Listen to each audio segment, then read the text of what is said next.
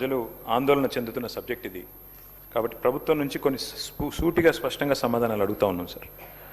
మంత్రి గారు చెప్పిన సమాధానంతో పూర్తి సంతృప్తి మాకు లేదు అధ్యక్ష, రాష్ట్ర ప్రజలకు కూడా లేదని నేను అనుకుంటా ఉన్నాను. ఎందుకంటే వారే జనవరి 2026లో మనకు ఈ సంవత్సరంలో జరిగిన జనవరి నెలలో జరిగిన అసెంబ్లీ సమావేశాలలో గౌరవ సభ్యులు ప్రశ్నించారు అధ్యక్ష. మూసీకి సంబంధించి ఆనాడు కొంతమంది మిత్రులు కాంగ్రెస్ శాసనసభ్యులే ప్రశ్న వేస్తే ఆ రోజు మంత్రి గారు ఇచ్చిన సమాధానం నా దగ్గర ఉంది. అందులో మంత్రి గారు ఏం చెప్తారంటే, అధ్యక్ష ఈ డిపిఆర్ ప్రిపరేషన్కే ఒక మెయిన్ హార్ట్ అనే కంపెనీకి ఇచ్చినాం. ఇక ఆ కంపెనీ గురించి కూడా నేను ఒక నిమిషం చెప్తా సార్.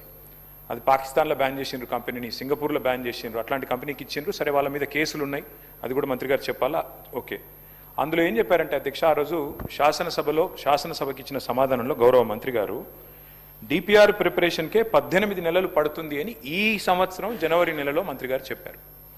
మరి డిపిఆర్ ప్రిపరేషన్కి 18 నెలలు పట్టే మాట నిజమే అయితే మళ్ళీ ఈరోజు మార్చిలో ఉన్నాం అధ్యక్ష. అంటే మంత్రి గారు సమాధానం చెప్పి 2 నెలలు కూడా కాలే.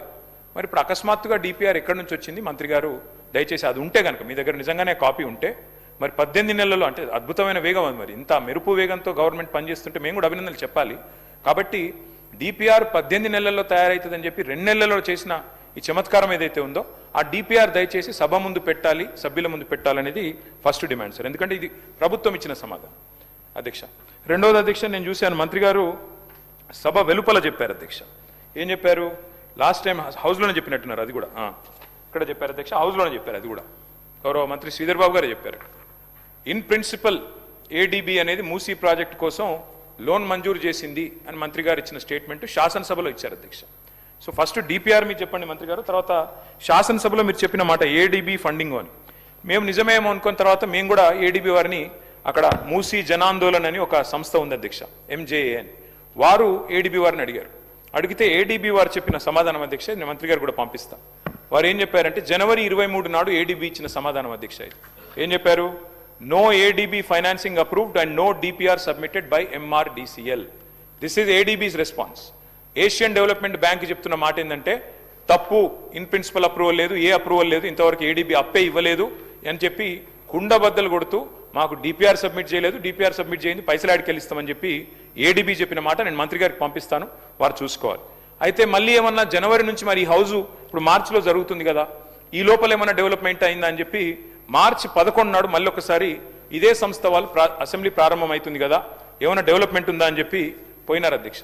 పోయితే మళ్ళీ మార్చి 11 నాడు ఏడీబీ ఏషియన్ డెవలప్మెంట్ బ్యాంక్ ఇచ్చిన లెటర్ అధ్యక్ష. ఏం చెప్పారు అధ్యక్ష అందులో?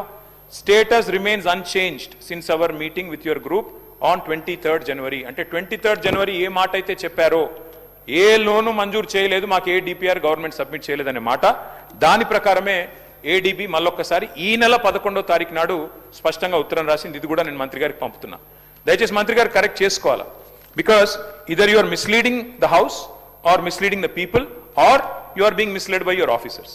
Either one of them it's true మంత్రి గారు. ఏడీబీ ఇంతవరకు ఇన్ ప్రిన్సిపల్ ఇయ్యలేదు, మీరు డిపిఆర్ ఇయ్యలేదు, మీ దగ్గర డిపిఆర్ లేదు.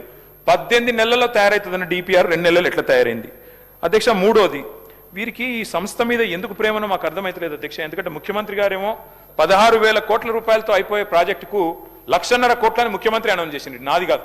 Telangana CM announces 1.5 lakh crores beautification project for Musi. Telangana government to spend 1.5 lakh crore on Musi riverfront beautification. In rupees 1.5 lakh crores beautification for Musi, Telangana CM. Adhyaksha, question avare sir, intakante important question unnai sir. Adhyaksha, 1,50,000 కోట్లని ఇక్కడ చెప్తున్నారు అధ్యక్ష. మరి మంత్రి గారి సమాధానంలో మొదటి phase లో 4-5 కోట్లని చెప్తున్నారు.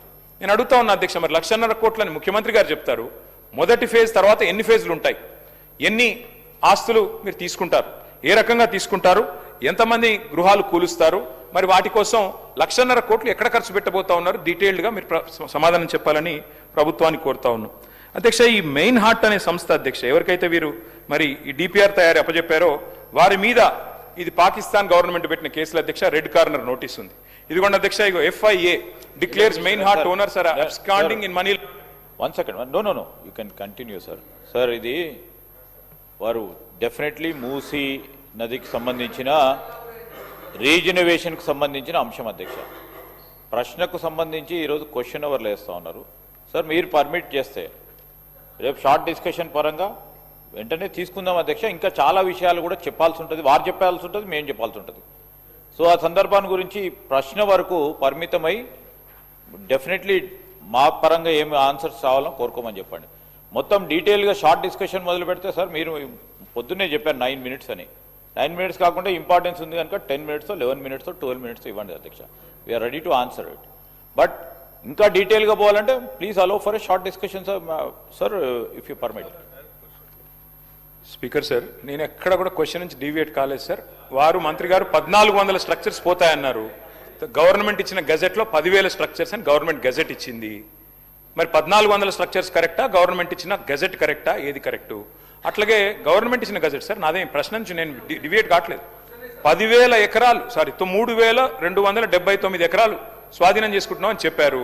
మరి ఎక్కడ గెజెట్ తప్ప, మీరు ఇక్కడ అసెంబ్లీలో ఇచ్చిన సమాధానం తప్ప మంత్రి గారు చెప్పాలి. డిపిఆర్ తయారీకి మీరు అసెంబ్లీలో ఇచ్చిన సమాధానం 18 నెలలు పడుతుందని, మరి 2 నెలల్లో డిపిఆర్ ఎట్లా వచ్చింది?